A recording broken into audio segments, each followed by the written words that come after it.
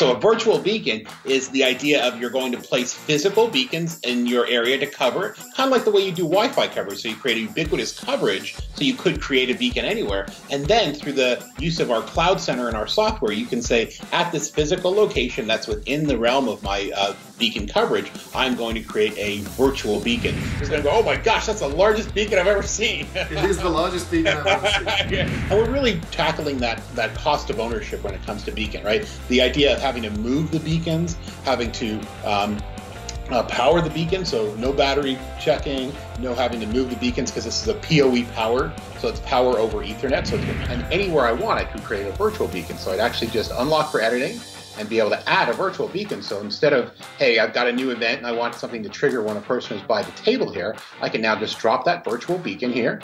And finally, we can actually decide, again, something you couldn't do with a physical beacon is, what's the area, what's the coverage area? As you can notice how I'm creating either a very large beacon or a very small beacon. You're listening to The Hitchhiker's Guide to the Beacosystem with Steve Statler.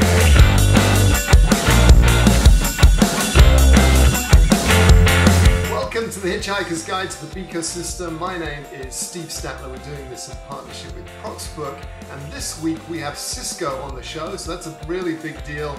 It's great for us, but more importantly for the ecosystem, it's a huge deal. Cisco have got a new product out called Beacon Point, and we're going to be talking to Daryl Slavin about it. Daryl, welcome to the show.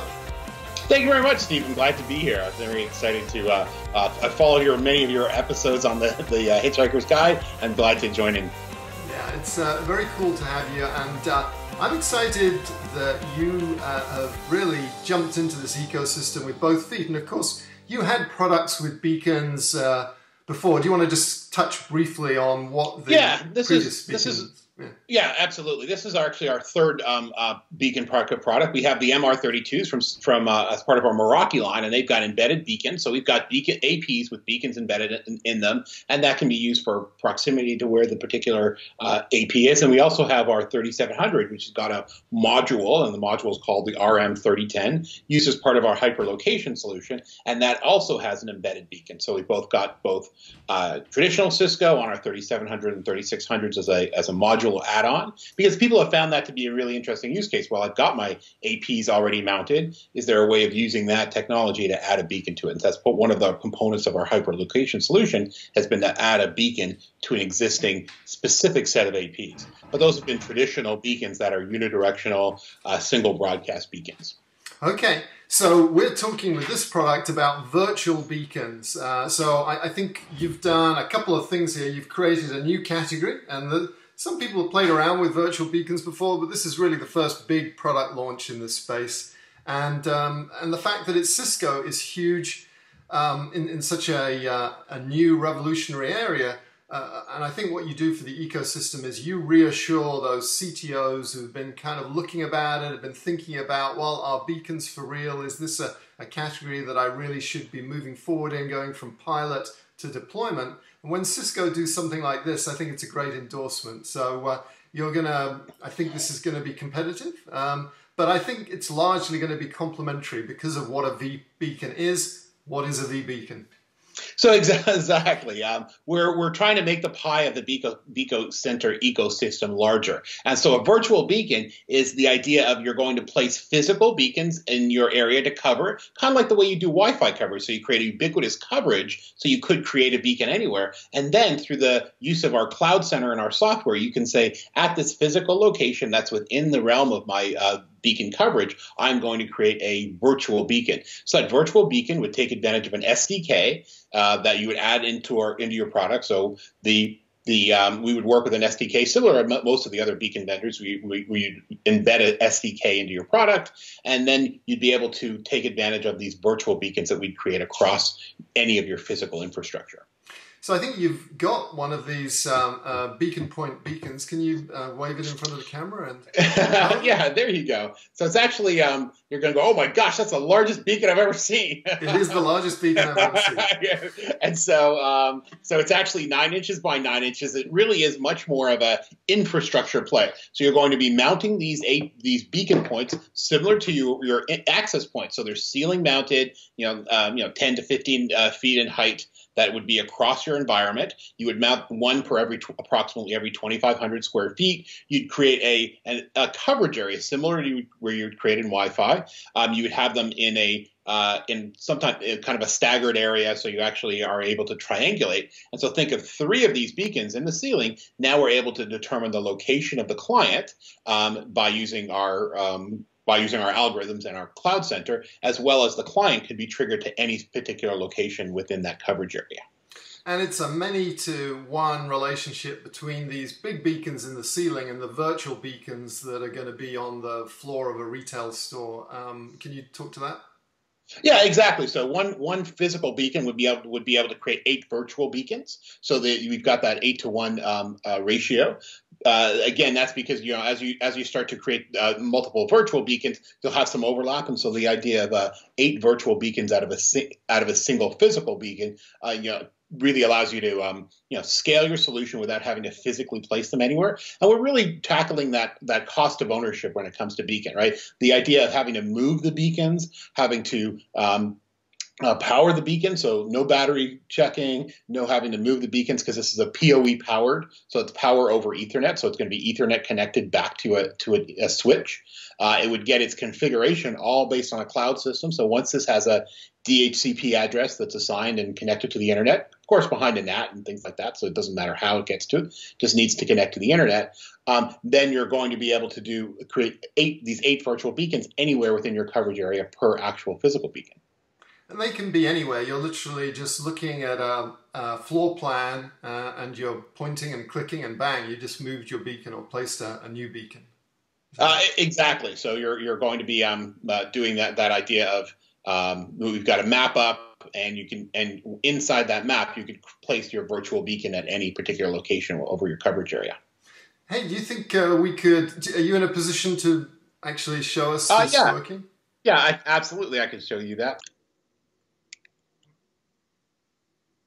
I have to say, it's just really cool from a Beacosystem perspective, seeing Cisco's logo on a beacon product like this. So I've actually brought up an example here of our beacon center. So again, the components that come into our solution are, of course, you've got the beacons, and so you'll physically place the beacon. And here is actually where the beacons are placed. So you'd come up with this beacon center, and you would actually look at this physical beacon. So in my office space here, we've got 6 physical beacons.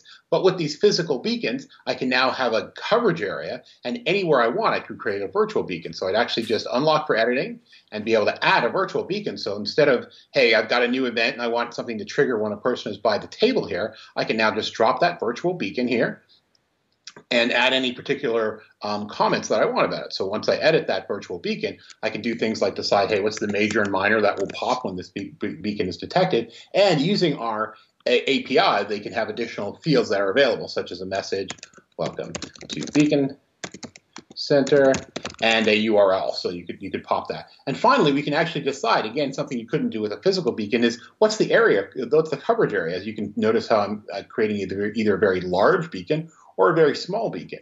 The smallest beacon would be approximately 2 to 3 meters. So again, that's that 5.5 feet for an immediate. So we're not going to be able to do that 6-inch immediate beacon, but we are able to do about a 2-meter beacon at the smallest size. And again, largest is effectively the whole length of your coverage area, which is maybe 200 feet in this particular case. Okay, and that's how I can create a virtual beacon out of my coverage area of physical beacons. So yeah, let's just parse out some of the new things that you can do and some of the old things that you can't do, so people can get a sense of where this fits, because it's got a place. Absolutely. So the idea is you're going to have your physical beacons, and the physical beacons it's going to be very important to have the information about them accurate, because all of our calculations are going to be based off of that physical beacon. So physical beacon, we need to know its rotation, what area, what direction it's pointing, because all of our stuff is based off the physical beacon having 8 directional antennas on it. We need to know the height, and we need to know for our particular map that we're on, where's the X and Y position off of that beacon. The MAC address is, of course, the unique identifier. So once we have those 4 pieces of information, we can then use that to determine the rest of the locations. So just to pause there, so there's a little bit more involved in the deployment. You need to have a floor plan, probably. You need to get that power over Ethernet. You don't need an electrician because it's not a high voltage mains power, but you are laying in that power over Ethernet. Yeah, you need to figure out what way this thing is, the orientation of it. But that's it. So after that, if I'm doing a store reset and the categories are moving around on the shelves, or even the shelves are moving around, then I don't need to send anyone to site. I can just do all of this from headquarters, right? That's exactly right. So you're going to position it similar to the way you'd position an access point, right? You need to run those Ethernet cables, make it ceiling mounted, figuring out how you're doing that ceiling mounting. And again, Cisco sells lots of access points, and there's a great deal of installers on who are very comfortable installing Cisco access points. This one would fit in right naturally to anyone who's actually installed an access point. Mm-hmm. So they'll be able to create that. They do need to make sure they have a map with that floor plan, and we try to make it very easy to find the X and Y coordinates on top of that map. So because in our system, you can actually download a JPEG, put that JPEG in, put the XY coordinates of your beacon point, and then go on from there. The idea is that places like convention centers, when they reconfigure, they'll actually have all their beacons. So think of it, if I change every single one of my conventions, I don't need to worry about having to have individual beacons inside of these stalls, which change every single week or every single day. I recreate a new convention. Once I've installed that infrastructure, now I can share that and take advantage of that for every application in any way. That's a great example. And really, what we've seen is the movement and installation and battery replacement. That's a big cost, probably a lot bigger than the capital costs of the beacon infrastructure. And to be able to do that in a disciplined way like this is pretty cool. And so I'm thinking this is a great fit for convention centers. It's also a really good fit for large retailers who are very disciplined about the layout of their stores. If it's kind of left up to the store manager and he's just kind of moving stuff around all over the place, then this is probably less of a fit. But if you've got category managers who've got planograms and they're controlling from a central location what goes where, and they will move things around, then this fits in really nicely with that kind of big deployment, disciplined approach where they've done the organization and they're actually going to be saving a lot of time and money by just having a point and click way of reconfiguring things that doesn't involve any liaison with the local staff and dealing with people on the ground who may not know what a beacon is and where there's high staff turnover. So I can see a lot of economic benefits to what you're talking about. You had, it looked like some geofencing there. Is there some geofencing?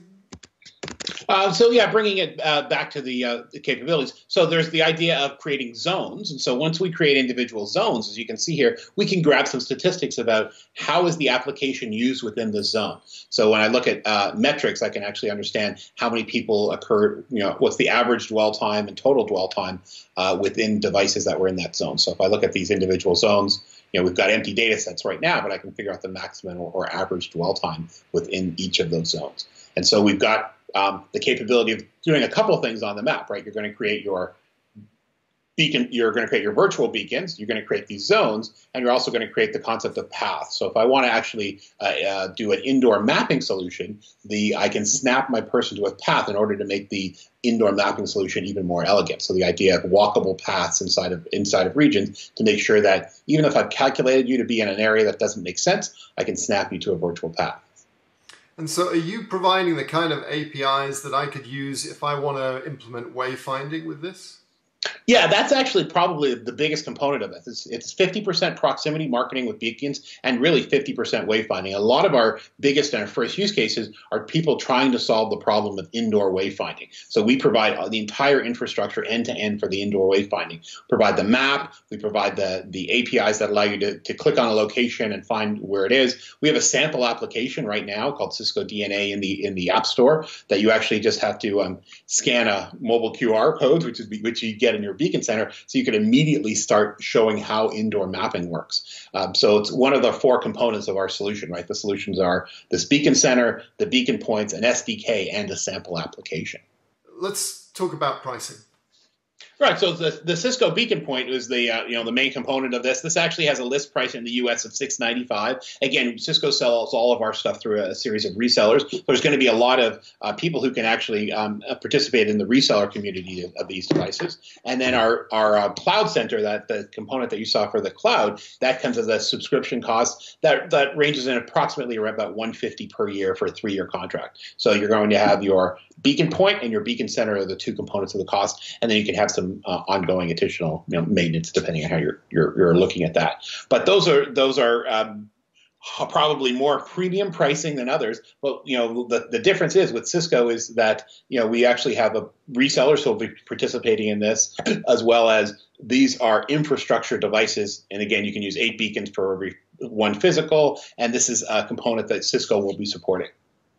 Yeah, so and that's, I think, for really big deployments where they're looking at accountability from an organization that's obviously not going to be acquired. You'll probably be acquiring other companies. Yeah. No one's going to be buying Cisco. You obviously are incredibly stable. So I can see that if I am a very risk-averse CTO, it's a big deployment. I already have a relationship with Cisco through a well-established distributor.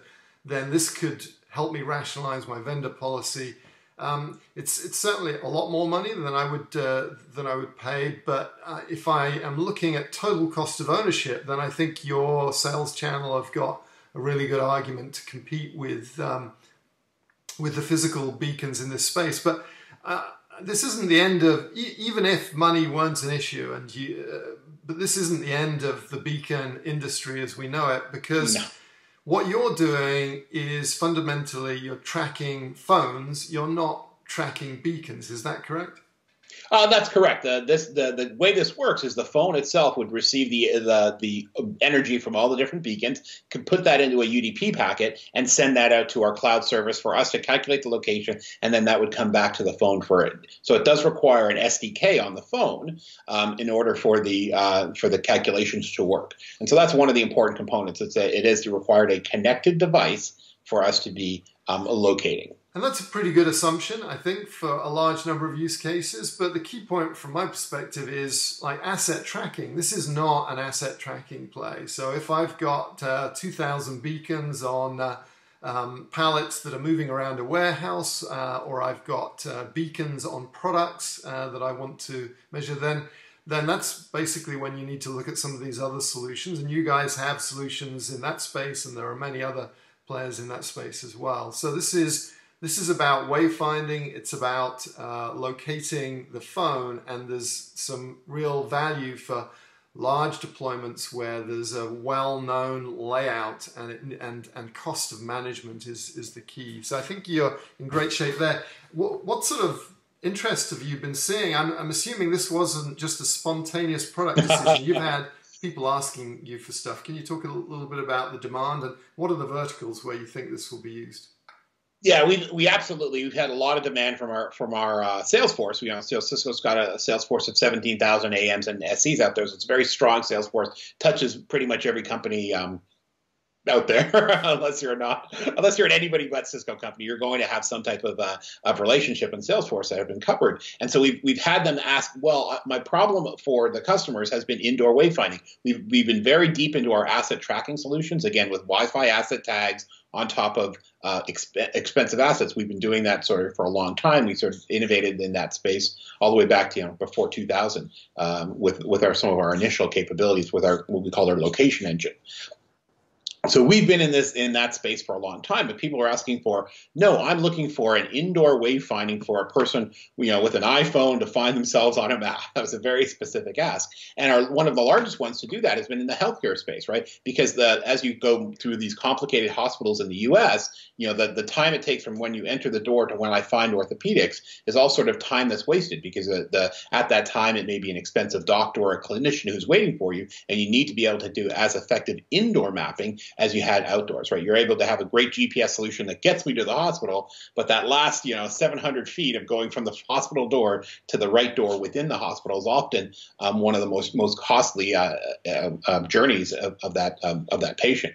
And so one of the areas that we really are starting to focus on is the idea of indoor wayfinding at medical locations. Again, Cisco is expert on understanding how APs need to be hygienic and covered and being able to washable. All that stuff is, of course, included in our beacon points, and so you're able to deploy within a hospital in an environment that we're very familiar with, and that's one of the primary use cases that we've seen.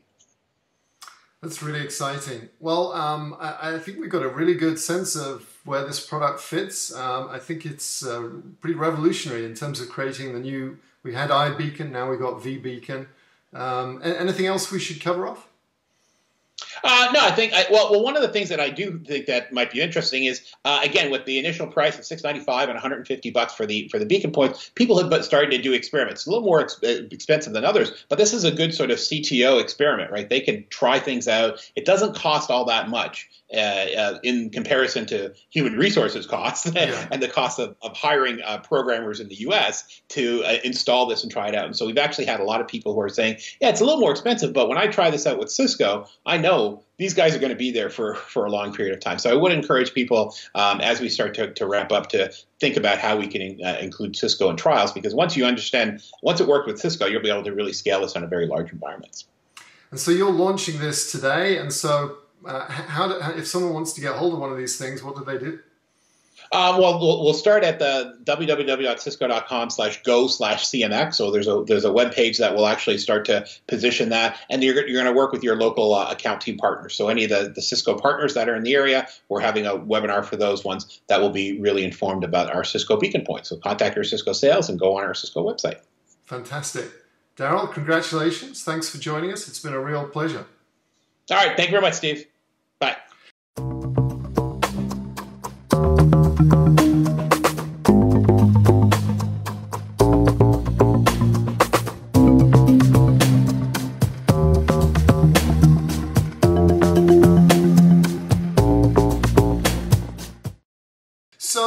So you're going to Mars. Congratulations. What would you like to listen to on the way? Well, thank you very much. If I were to go to Mars, a couple of things. I need to have an excitement song in order to get me motivated to do all this work. And I think that would be Eminem's Feel This Way. And then I would also want something that would continue on forever, like a Bach or some classical music I could leave on a loop and never run out of time. And then being Canadian, I think I'd go with a band like Rush, just to mix it up. But I think that would be my music for my trip to Mars. Sounds like you're going to be in good hands there.